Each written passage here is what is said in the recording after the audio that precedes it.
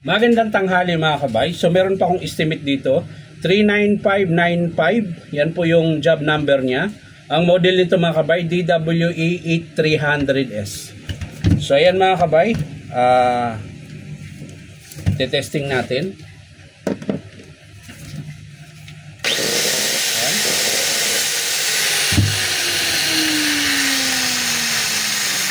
So gumagana siya mga kabay, pero masiklab yung andar, tsaka mabagal. Kaya titingnan natin mga kabay kung anong dahilan. Kailangan nating mabuksan to para makita natin kung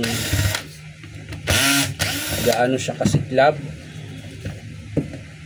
Ayan, hindi natin mabuksan dahil dinikitan nila. Ayan, tapos paandarin natin na nakaganito mga kabay. Yan, paandarin natin.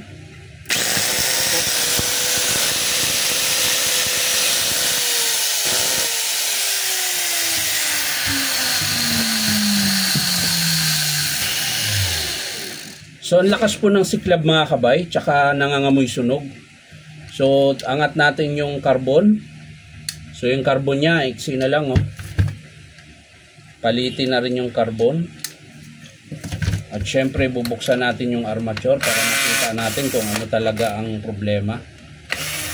Ayan.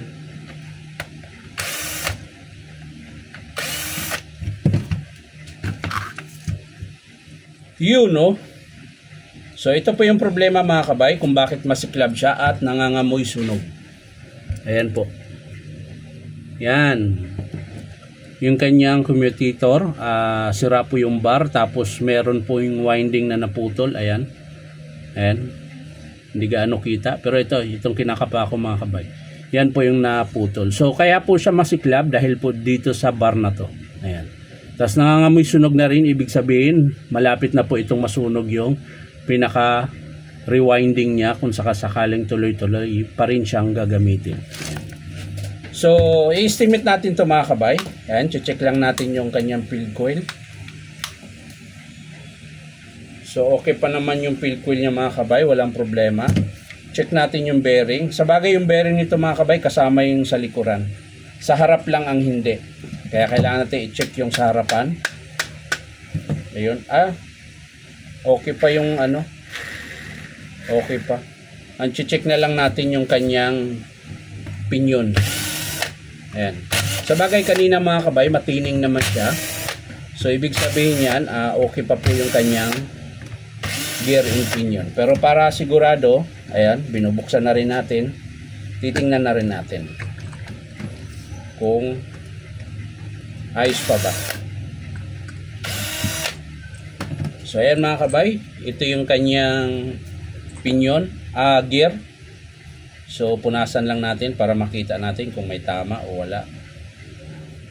Kasi kung may tama siya, kailangan natin magpalit. So okay pa naman siya mga kabay. Yung pinion niya, punasan lang natin para makita natin. So ayos pa mga kabay. Pero kailangan natin palitan yung ano. Ayan, medyo alog na rin po kasi. Ayan. So ang estimate ko dito mga kabay sa DWE-8300S, armature, ito po, isang buong to, tsaka bearing 608 at yung kanyang carbon brass. So tatlo lang po yung sira dito sa model na DWE-8300S ng DeWalt. Ayan. So yan mga kabay, hindi ko na po ipapakita kung paano buuin. Papakita ko na lang sa inyo mga kabay kapag in-approve ng customer. So maraming salamat mga kabay. Bye-bye.